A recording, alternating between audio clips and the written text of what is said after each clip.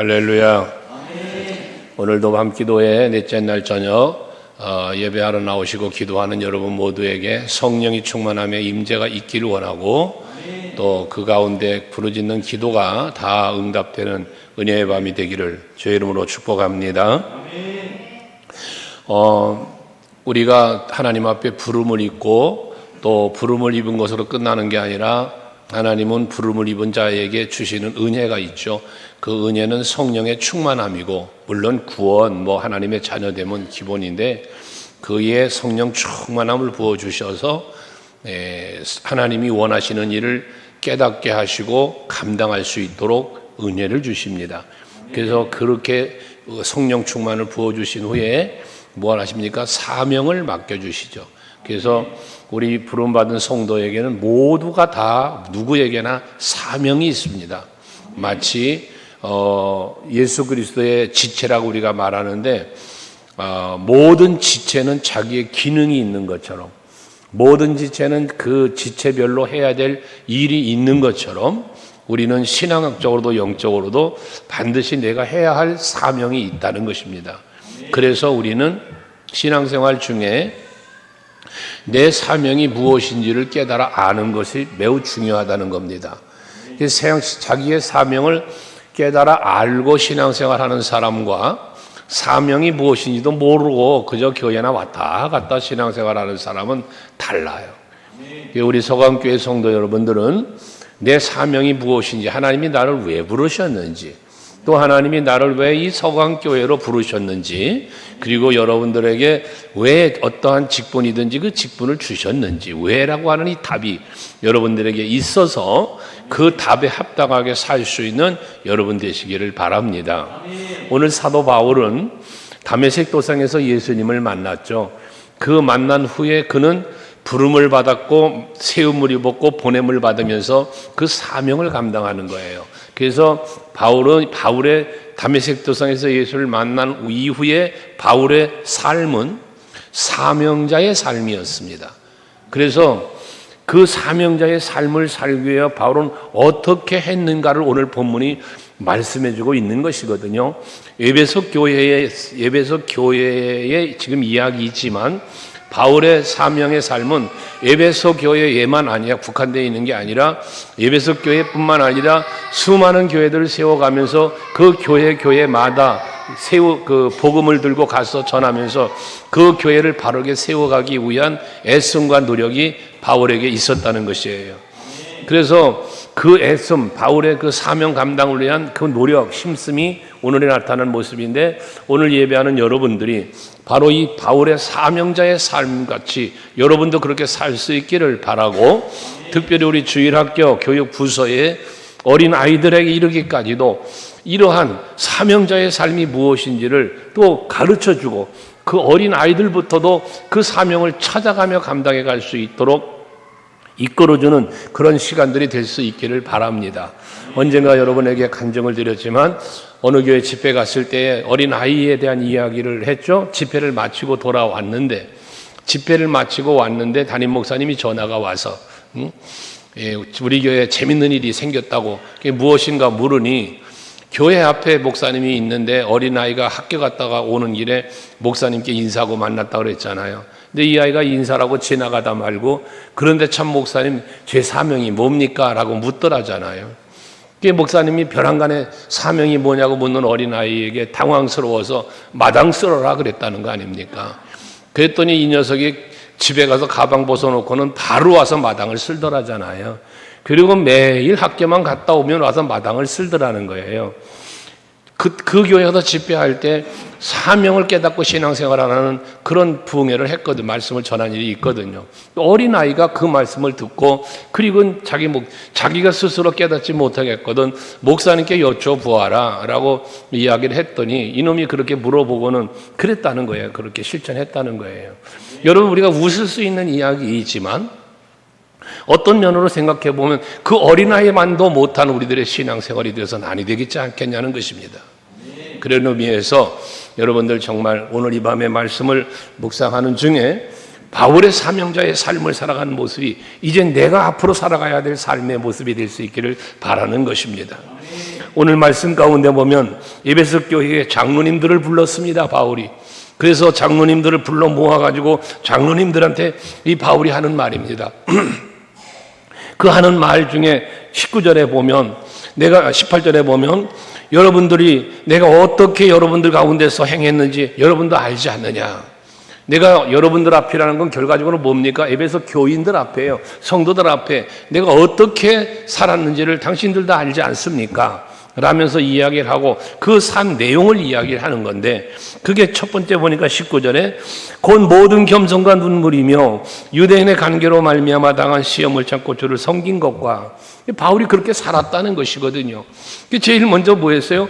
겸손과 눈물로 살았다는 거예요. 그러니까 바울은 사명을 감당하는 일에 사명 감당자로 살기 위해서 뭐했다? 겸손해졌다는 것이거든요. 그렇지 않아요. 바울은 당시에 교만할 수 있는 조건이 갖추어져 있는 사람이에요. 히브리 인정의 히브리인이요, 베냐민의 지파요, 가말리엘의 문화생이요, 또 로마의 시민권까지 가지고 있는 사람. 이건 모든 상황과 환경과 그의 조건들이, 신분까지 다 교만할 수 있는 사람이에요. 내세울 게 많은 사람이에요. 자랑할 게 많은 사람이에요. 권세도 있는 사람이에요. 그런데 그 모든 것들을 다 어떻게 배설물처럼 버리고 라고 말씀하잖아요. 이게 겸손이에요. 그러니까 바울은 자기에게 주어진 사명을 감당하는 삶을 살고자 뭐했다? 겸손해졌다, 낮아졌다는 이야기거든요. 빌립보서 2장 6절 말씀에도 보면 예수님의 말, 5절 6절에 보면 예수님에 대한 기록도 있잖아요. 본체 하나님이신데 하나님과 동등됨을 취할 것으로 여기지 아니하시고, 그리고 종의 몸을 갖추어 인간의 몸을 입고 이 땅에 오셨다는 거 아닙니까? 예수님의 겸손이에요. 마태복음 11장 28절 이하의 말씀, 수고하고 무거운 짐진 자들아 다 내게로 오라고 말씀하시는 예수님. 나는 온유하고 겸손하니 내게로 와서 배우라라고 말씀하며 온유와 겸손을 또한 말씀하시지 않습니까? 우리가 사명자의 삶을 살기 위해서는 겸손해져야만 사명자의 삶을 살게 되어진다는 것입니다. 왜? 우리가 그리스도인으로서 부름을 입고 그리스도인으로서 주어진 사명은 섬기는 자의 삶이기 때문에 그런 것입니다. 내가 겸손해지지 않고는 그 섬기는 삶을 살 수가 없는 거예요. 교회 안에서도 여러분들이 교회 내부적으로 교회 생활을 하면서, 우리 신앙생활의 기본 터전이 교회잖아요. 교회 생활을 하면서 내가 낮아지지 않고는, 내가 겸손해지지 않고는, 누군가를 섬기기 위해요, 내가 겸손해지지 않으면 사명 감당하고 주의 일하는 거 쉽지 않은 일이거든요. 바울은 바로 그런 마음에서 낮아지고 겸손해졌다는 것이죠. 그 야고보서 4장 6절이나 베드로전서 5장 5절에서 말씀하는 것처럼 겸손한 자에게 은혜를 베풀고 교만한 자는 하나님이 물리치고 대적하신다는 말씀이 그래서 있는 거지 않겠습니까? 하나님은 무엇을 우리에게 요구하신다? 겸손을 요구하신다는 거예요. 이 겸손을 어떤 레벨에다 갖다 놓았는가? 잠언서 22장 4절에 보니까 겸손과 여호와를 경외함의 보상이라고 그래요. 그러니까 여호와 하나님을 경외하는 것과 겸손을 같은 선상에서 보고 있다는 것이거든요. 여러분들이 진정 하나님을 믿고 하나님을 사랑하고 하나님을 존경하고 하나님을 두려워하는 마음이 있다면 겸손은 기본으로 갖추어져야 할 덕망이라는 것이에요. 사명자에게 있어서 가장 필요한 것이 바로 겸손임을 사도 바울도 말씀하고 있는 것입니다. 여러분들 그리스도인으로 살고 하나님께서 부름받은 사명자로 사시기 위해서 겸손해질 수 있는 여러분 되시기를 바랍니다. 내가 자랑할 수 있는 것이 무엇인가 있다면 그 자랑할 수 있는 모든 것들이 다 하나님이 내게 주신 은혜라는 사실조차 여러분 잊어버리면 안 되잖아요. 그래서 내가 누릴 수 있는 것, 내가 자랑할 수 있는 것, 우리 찬양 중에도 그러잖아요. 은혜라는 찬양 속에서 내가 이 세상에 태어난 것도, 내가 이 세상에 누리고 사는 모든 것들이 전부 다 하나님의 은혜의 힘을 고백하는 찬양 아니겠어요? 은혜라는 찬양이? 그것처럼 그건 다 은혜의 그 찬양의 가사들이 다 무엇입니까? 그게 은혜 앞에 겸손해지는 우리들의 고백이지 않습니까? 그것처럼 우리 교사 선생님들도, 우리 성도 여러분 모두가 다가 하나님 앞에서 주어진 사명자로서의 삶을 살려면 먼저 겸손해져야 된다는 것. 그 다음에 눈물의 삶을 살아야 된다. 눈물의 삶. 여러분, 우리가 하나님 앞에 흘리는 눈물은 세 가지의 눈물이 있을 수 있는데 그 눈물이 있는 삶이 사명자에게는 있어야 된다는 거예요. 가장 먼저 흘려야 할 하나님 앞에 사명자로 흘려야 할 눈물은 무슨 눈물입니까? 회개의 눈물이죠. 그게 사도 바울은 자기가 예수 다메섹 도성에서 예수를 만난 후에 예수의 사랑을 깨닫고 보니 오라 나는 공고한 사람이로다. 자기 자신이 얼마나 잘못된 삶을 살았으며 하나님 앞에 예수 앞에 얼마나 부끄러운 존재였었는가를 깨닫게 되는 거 아니에요? 그 앞에 뭐합니까? 회개의 눈물을 흘리는 거예요. 여러분, 우리가 하나님 앞에 흘려야 할 눈물 중에 제일 먼저 흘리는 눈물이 바로 회개의 눈물이어야 합니다. 그 회개의 눈물은 다윗 왕도 침상을 적실 만큼 눈물을 흘리며 회개, 물론 잘못했죠. 그 모든 죄에 대한 잘못된 회개의 눈물이 있는 삶이 사명자의 삶의 시작이라는 것도 여러분들이 잊지 말아야 합니다. 그래서 우리는 이 회개의 눈물은 어쩌면 날마다 흘려야 되는 눈물입니다.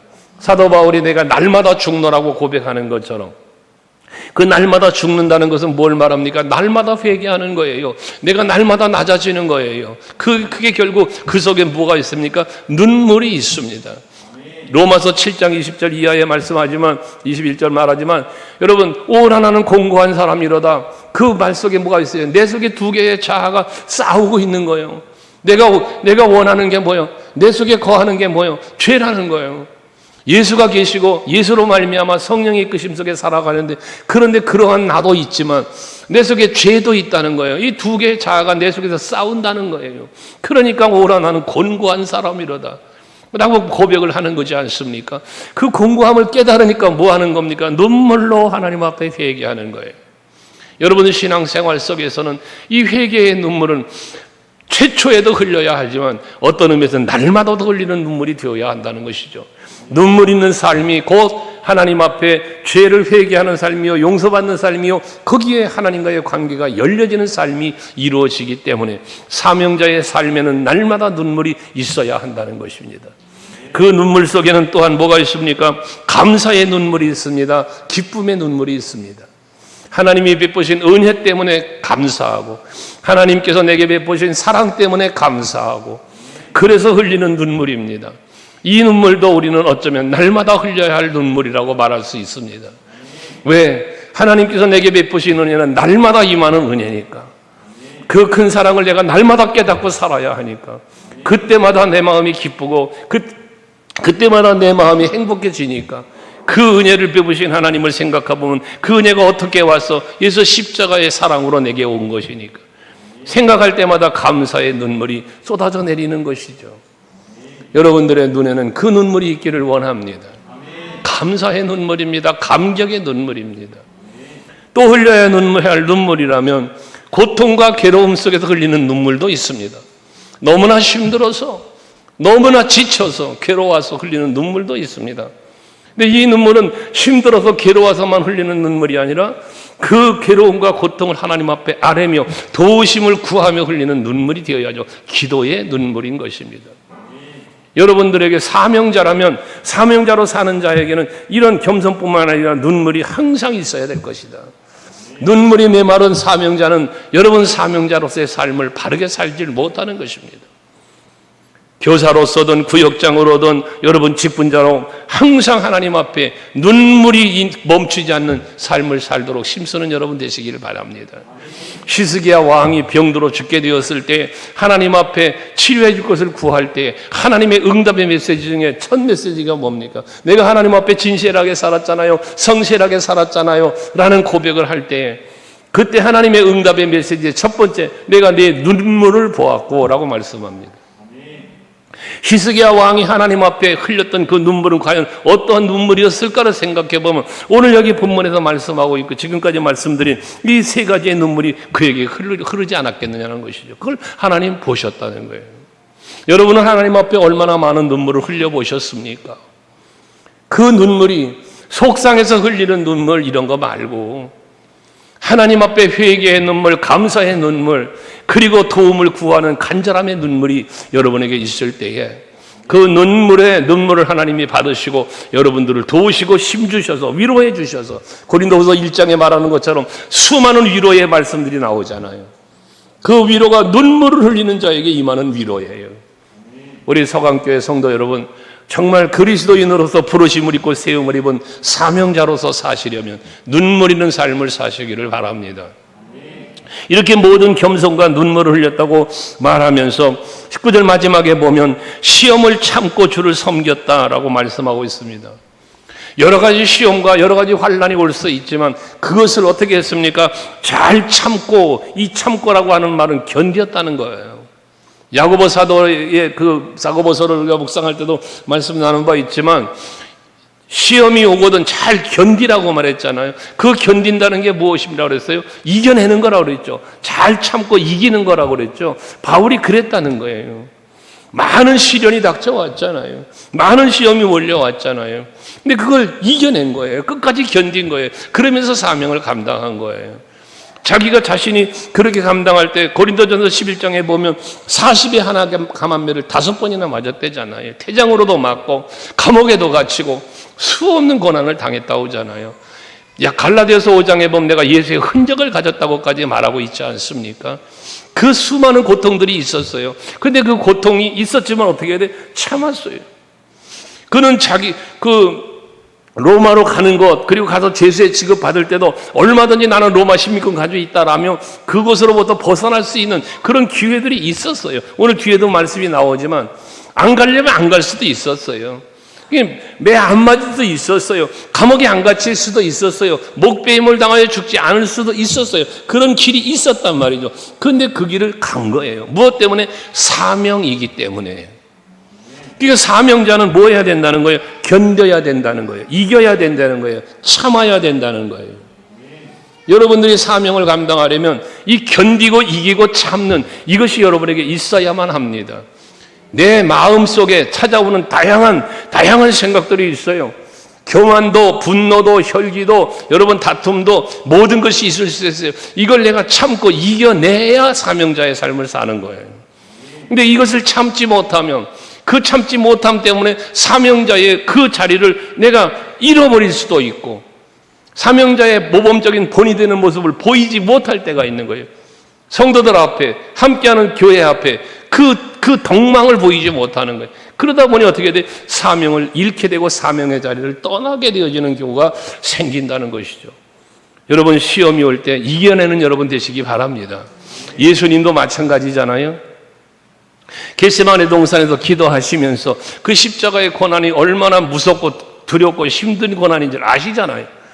그러니까 이 고난의 잔을 나에게서 피할 수 있으면 피하게 해달라고 기도하시잖아요. 하지만 그 고난을 어떻게 합니까? 이겨내시잖아요. 무엇으로? 기도로. 그러시면서 십자가의 길을 가시지 않습니까? 베드로가 그 길을 가로막지만 검을 든 자는 검으로 망한다 하시면서 이것까지 참아라. 참으라는 말씀을 하시잖아요. 그리고 내가 하늘에 있는 영들을 불러내리면 저들 멸하지 못할 것 같냐? 그럴 수 있는 권세 가지신 분이 예수시단 말이죠. 그렇지만 뭐 했어요? 사명을 감당하기 위하여 하나님의 원하시는 바를 이루시기 위하여 그 길을 참고 인내하며 가신 거라고 말이에요. 오늘 우리들의 사명도 있잖아요, 여러분. 예수님의 사명이 십자가였다면 오늘 저와 여러분에게도 사명이 있을 것이요 그 사명을 감당하는 일에는 참고 견디며 가야 한다는 것입니다. 근데 이 참지 못하는 것 때문에 사명을 감당하지 못하는 일이 너무나 많은 거예요. 조금 힘들다고, 조금 어렵다고 내려놓고 싶습니다. 그만두고 싶습니다. 여러분, 이게 여러분 일상적인 이야기가 돼서는 안 된다는 거죠. 여러분 스스로가 사명을 찾고 그 스스로가 사명을 찾았다면 그 길을 가기 위해, 걸어가기 위해 무던한 노력을 할 수 있어야 돼요. 그래서 바울은 그 모든 시험을 참고 뭐 했어요? 주를 섬겼다. 주를 섬겼다. 여러분들이 교회에서 헌신하고 봉사하는 거예요? 주를 섬기는 거예요. 여러분 교회에서 봉사하고 헌신하고 하는 거 어떤 분들은 심지어 예배 나오고 목사님 위해 여러분 목사님 위해서 신앙생활 합니까? 그리스도의 몸된 예수 그리스도를 위하여 그 영광 위하여 하나님 영광 위해서 하는 거지. 그렇지 않습니까? 목사님의 목회자에게 동역하는 것도 여러분 인간 목회자 사람 때문에 하는 거 여러분 그 신앙이 얼마나 무너지기 쉬운 신앙이겠어요. 예수님 덕분에 행복해지시고 예수님은 어떻게 하셨을 생각하시고 어떻게 하면 하나님의 기쁨이 되며 예수 그리스도의 몸된 교회를 바르게 세워가고 건강한 교회로 세워가는 일에 내가 중심이 될 수 있을까? 앞장설 수 있을까? 힘이 될 수 있을까? 이거를 생각할 수 있는 여러분들이 되셔야 된다는 거죠. 그래서 모든 겸손과 눈물과 시험을 참으면서 뭐했다? 결과는 뭐예요? 주를 섬겼다는 거예요. 주를 섬겼어요. 여러분들의 사명이 그라는 사실 잊지 말아야 해. 우리 서강교회 머리는 예수시잖아요. 이 교회 주인이 예수시잖아요. 이 교회는 예수님이 세운 교회예요. 원로 목사님이 세운 교회가 아니에요. 이청한 목사가 세우는 교회가 아니에요. 여러분, 예수님이 세운 교회예요. 내가 내 교회를 세운다고 마태복음 16장 18절 말씀하는 것처럼, 고린도전서 3장 11절에 말하는 것처럼 교회의 터는 예수 그리스도다. 이걸 잊지 말아야 돼요, 여러분들요. 그러니까 우리가 교회 생활하는 거 다 무슨 생활? 예수 안에서의 생활이에요. 예수 안에서의. 주를 섬기는 거예요. 여러분, 교회 섬긴다고 봉사지고 청소, 뭐 여러 가지 봉사하시죠. 그거 다 주를 섬기는 거예요. 그러니까 그 주 예수를 바라보니까 참게 되고 인내하는 거예요. 사람 보면 시험 들어요. 환경 보면 힘들어요. 포기하고 싶어요. 어려워요. 그러니까 사람 보고 환경 보지 말고 뭘 봐야 돼? 예수 바라봐야 되는 거예요. 그래야 참고 섬기는 삶을 살게 되고 사명자의 삶을 살게 되어진다는 것입니다. 그러면서 이어진 말씀은 20절에 보면 유익한 것은 무엇이든지 공중 앞에서나 각 집에서나 거리낌이 없이 여러분에게 전하여 가르치고 가라고 합니다. 여기서 말하는 유익한 것은 무엇이겠습니까? 유익한 것은 결과적으로 무엇이에요? 하나님의 뜻이 이루어지는 거예요. 하나님 나라가 확장되는 거예요. 교회의 본질이 뭐라 그랬어요? 교회의 본질, 영혼을 구원하고 하나님 나라로 확장하는 거라 그랬잖아요. 이게 교회의 본질이에요. 여러분들이 이 서강교회에서 신앙생활하고 여러분 믿음의 생활 하시면서 해야 될 일, 그것이 곧 두 가지예요. 영혼 구원, 하나님 나라 확장. 이게 여러분 우리 교회가 해야 될 일이고 여러분이 해야 될 일이라는 것이거든요. 그러니까 이와 같은 일이, 이게 유익한 일인데, 그 누구에게 유익한 거예요? 예수 알지 못하는 자가 예수를 알게 하는 것이 유익한 거죠. 구원받지 못한 자가 구원받게 하는 것, 이 유익한 거죠. 결국 복음을 전하는 거예요. 그것을 하기 위해서 뭐 했다? 유익한 것은 무엇이든지 공중 앞에서든지 각 집에서든지 뭐예요? 거리낌 없이.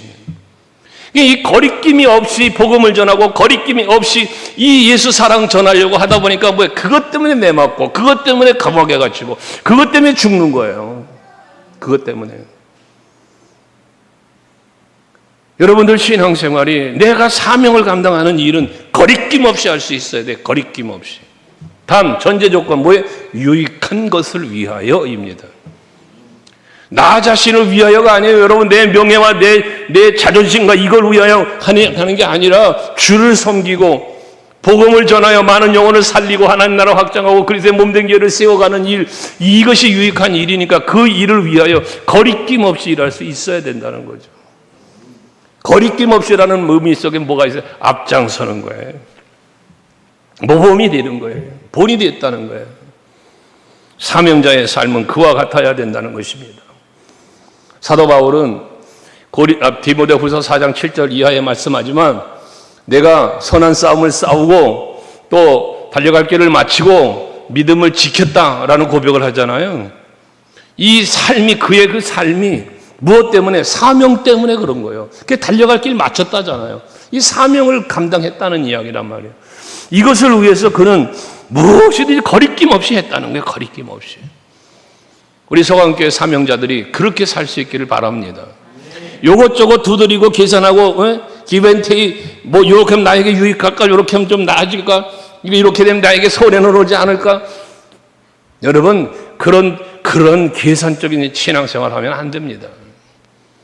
내가 손해를 보더라도, 내가 아프고 고달프더라도 하나님이 영광 받으실 일이라면, 교회에 유익하고 누군가에게 유익을 끼칠 수 있다면 나 한 사람 희생할 수 있다는 마음을 갖고 헌신할 수 있는 사명자들이 되어야 한다는 것이죠. 근데 그 전제 조건이 무엇인가? 그 뒤에 21절 이하의 말씀에 보면 22절에도 마찬가지 계속해서 나눈 게 뭐냐면 성령이 말씀하신대요. 성령. 그래서 21절에 보면 유다인과 헬라인에게 하나님께 대한 회개와 우리 주 예수 그리스도에 대한 믿음을 증언한 것이다. 회개를 가르쳤다는 거예요. 예수 그리스도에 대한 믿음을 가르쳤다는 거예요. 이건 무엇으로? 성령의 이끄심 속에서 이 모든 것들이 이루어져요. 그러면서 이어진 말도 22절이죠. 22절에 보면 보라, 이제 나는 성령에 매여라는 표현이에요. 성령에 매여 예루살렘으로 간다. 그런데 거기에서 무슨 일을 당할지 알지 못한다. 그 무슨 일을 당할지 알지 못하는데 23절에 보면 오직 성령이 각성해서 내게 증언하여 결박과 환난이 나를 기다린다 하시나 그래. 그러니까 가면 결박을 당하고 환난을 당할 것이라는 것을 바울은 아는 거예요. 즉 저기 가면 예루살렘에 가면 나 결박 당할 거야. 저기 예루살렘에 가면 내가 지금 뭐 감옥에 갇힐 수도 있어. 결박 당하고 그런 환난을 당할 수 있어. 아는 거예요. 하지만 성령에 매여 가는 거예요. 성령이 이끄시니까 따라갔다는 거예요. 여러분 사명자의 삶은 성령에 매여 살아야 돼요. 성령에 이끌리며 살아야 되는 거예요. 성령이 가라 하면 가는 거예요. 멈추면 멈추는 거예요. 이게 사명자의 삶이어야 되는 거예요. 근데 우리는 어떻게 하려고 그래요? 성령이 주는 감동과 생각은 자꾸 이렇게 겟세마네 동산에서만 멈춘다는 얘기를 하는 거예요. 이 십자가의 잔을 나에게서 피할 수 있으면 피하게 해주시옵소서만 하고 있단 말이에요. 내 원대로 마시고 아버지 원대로 하시옵소서 하며 골고다를 가야 되는데 골고다를 가기 싫단 말이에요. 가면 죽으니까. 가면 고난이니까 그걸 가기 싫은 거예요. 그러니까 이 고난을 피할 수 있게 해달라고, 이 힘들고 어려운 일을 좀 면하게 해달라고 이 기도만 하고 앉아있는 거예요. 조금만 힘들면 안 하려는 거예요. 내 스스로가 힘들고 어려워도 고난이 닥쳐와도 환난이 닥쳐와도 내가 결박을 당하는 일이 있어도 해야 될 일 내게 사명이라면 할 수 있어야만 되는데 이런저런 핑계를 대며 안 하는 거예요. 하지 않으려고 하는 거예요.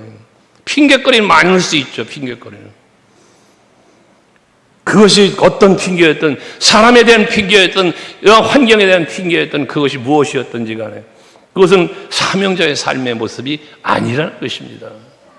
사명자는 성령에 이끌려 살아야 됩니다. 그게 22절 23절이에요. 그것을 다른 말로 말하면 성령 충만이라고 그러는 거예요. 성령의 이끌림을 받고 성령의 지배를 받고 성령의 이루심, 충만은 이루어진다는 의미를 갖고 있으니까 성령의 이루어 가시는 일에 내가 세움을 입고 이끌림을 받으면 쓰임 받는 것이거든요. 이게 사명자의 삶이라는 것입니다. 그래서 여러분이 무슨 일을 하시든지 간에 어디서 무슨 일을 하든 교회 내부적으로나 밖에 가서나 어디서 무슨 일을 하시든지 하나님이 성령이 감동하시고 이끄시는 대로 사시면서 그것이 하나님이 나에게 주신 사명이라고 생각하시면서 감당할 수 있는 여러분들이 될 수 있기를 바라는 겁니다. 이게 사명자의 삶이라는 거예요. 그러면서 이어진 말씀 24절 말씀 아닙니까? 같이 읽어볼게요. 24절. 이건 뭐 제가 자주 묵상하는 말씀인데 같이 읽습니다. 시작. 내가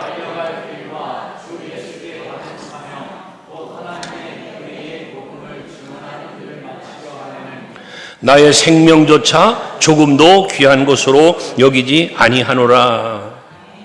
할렐루야입니다. 사도 바울은 사명자의 삶의 완성을 무엇으로 이루느냐?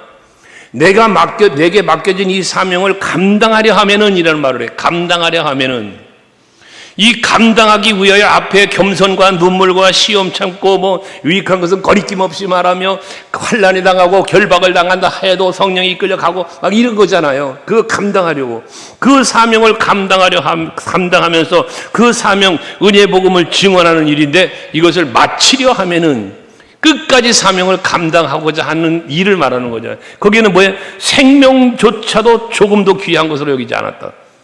순교자적인 각오를 가지고 갔다는 거예요. 죽으면 죽으리라. 예스더가 아하수에로 앞에 나갈 때에 모르드게가 이야기한 거 아닙니까? 유다 족속들이 다 죽게 생겼어. 하만에 의해서.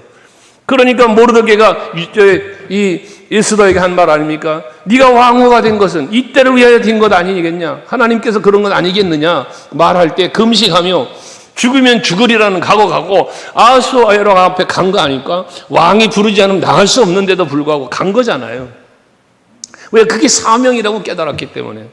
이 유다 우리 민족을 살릴 수 있는 길은 이거밖에 없다고 생각했기 때문에 사명으로 나가는 거예요. 사명으로. 여러분 마찬가지입니다. 내가 교사의 직분을 감당하는 것이 하나님이 내게 주신 사명이라면, 여러분들에게 주어진 직분이 하나님께서 내게 주신 사명이라면 이것이 사명이라 깨닫고 또 여러분들이 해야 될 그 부여받은 직분을 가지고 감당해야 될 일들을 해야 된다면 찾아보는 거예요. 무슨 일을 해야 될까 알아보는 거예요. 내가 어떻게 해야 될까 자꾸 찾는 거예요. 어떻게 목숨까지도 아끼지 않고 내 삶의 모든 환경 때문에 매여서 이것 때문에 저것 때문에 못해 안 돼. 그건 여러분 사명자의 삶이 아니다 말이에요.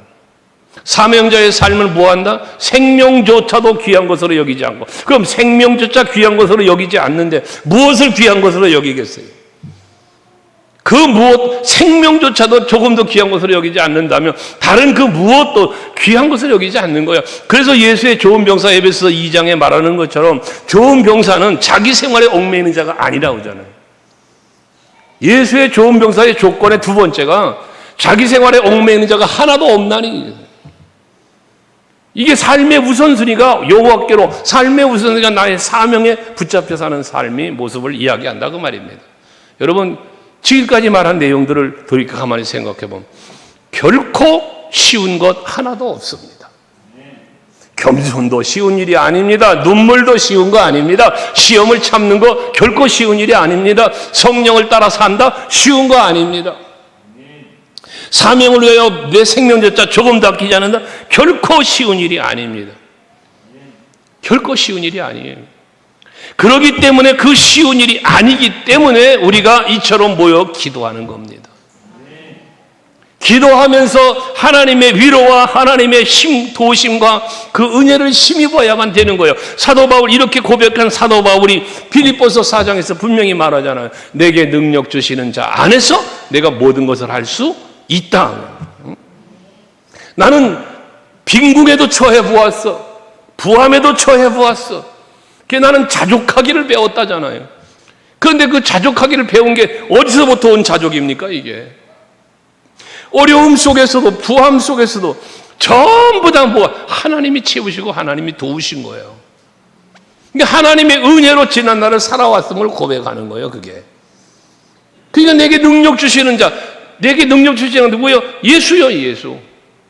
그 능력으로 일한다는 거예요. 그래서 여러분 앞 시간에도 얘기했지만 여러분들이 능력 주시는 자에서 내가 모든 것을 할 수 있다고 할 때 그 능력이 여러분들의 사명을 감당하는 현장에 이 능력이 나와야 되는 거예요. 여러분의 사명을 감당하는 현장에 그 하나님의 능력이 나와줘야 되는데 그 능력이 그럼 뭐냐 그 말이에요. 그 능력이 무엇이냐. 그게 사랑이고 그게 믿음이고 그게 소망인 거야. 이게 다 성령 안에서 나오는 것들이란 말이에요. 성령의 9가지 열매, 이게 다 여러분의 능력이에요. 그게 사도행전 1장 8절에서 오직 성령이 너에게 임하면 너희가 뭐에? 권능을 받고 그러잖아요. 그 권능이 성령이란 말이에요. 성령. 내가 아니에요. 내가 능력자가 아니에요. 내 안에 임재한 성령이 능력이지. 그래서 그 성령이 내 안에 임하니까 그 성령의 임재함 속에서 뭐가 나와? 아름다운 9가지 열매들이 나오는 거예요. 그 성령의 열매 9가지가 전부 다 하나하나 분석해 보십시오. 전부 예수님의 성품이요. 이게 전부 예수님의 성품이요. 우리 사명자는 그래서 성령으로 살아야 된다는 얘기를 하는 거예요. 쉽지 않은 일이라고 다시 말합니다. 쉽지 않은 거예요. 말씀은 쉽게 말할 수 있고 들을 수 있어요. 하지만 이 말씀대로 우리가 바울처럼 사명자의 삶을 살려면 기도하지 않으면 안 된다. 성령 충만 받지 않고 이거 뭐 안 되는 일이다 그 말이에요. 그래서 기도하자는 거예요. 이번 단기 선교 팀들도 리레이 기도하고 계세요 지금. 왜? 기도하자는 거예요. 기도로 준비하고 기도로 무장하지 않고 감당할 수 없기 때문에. 주일학교 부서 교사 선생님들 여러분 기도해야 돼요. 기도. 성경학교 앞두고 수련회 앞두고 기도해야 됩니다. 기도. 날마다 기도해야 됩니다. 모여서도 기도하고 있는 곳에 기도하고 바톤 터치하면 릴레이 기도도 하고 계속 해야 됩니다. 기도하지 않고 무슨 성령의 역사가 있겠습니까? 기도해야 됩니다. 기도. 단순한 프로그램 아니에요. 시간 때우기 프로그램 돼도 안 되는 거예요. 프로그램 하나를 놓고도 기도해야 되는 거예요. 어린 영혼, 내가 맡겨진 그 영혼 하나 놓고 기도해야 되는 거예요. 안 되면 일 찾아가서라도 붙들고 부모를 만나든 아이들을 만나든 붙잡고 기도하면 이게 이루어져야지 되는 거지. 그냥 가만히 시간 때우기, 지나가는 하나의 행사, 여러분 그러면 안 되는 거예요. 거기에 무슨 성령이 역사하면 거기에 무슨 열매가 있겠습니까?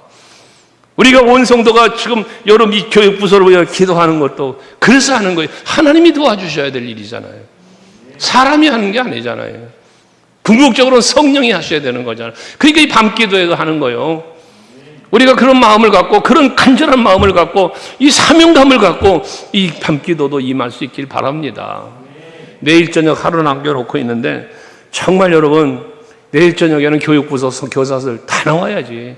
지금 교사들이 안 나오잖아, 기도에, 교사들이. 여러분, 이건 아니지 않냐, 그 말이지. 그래서 여러분들이 정말 내일 저녁은 금요철에 또 예배가 있는 날이기도 한데, 아무튼 구역장님들, 구역 식구들 다 나오게 하시고, 기관장님들 각 기관 연락해서 다 나올 수 있게 하시고, 우리 교역자들은 전부 담임 교사들 다 나올 수 있게 하고, 기도하면서 합시다. 기도하면서. 할렐루야. 내일부터 당장 이제 유치부가 성경학교 시작이에요. 여러분들 위해서 기도 많이 하시고, 또 함께 협력하고 도우실 수 있는 것들은 좀 함께 돕고 협력할 수 있기를 바랍니다. 이 밤에도 기도합시다.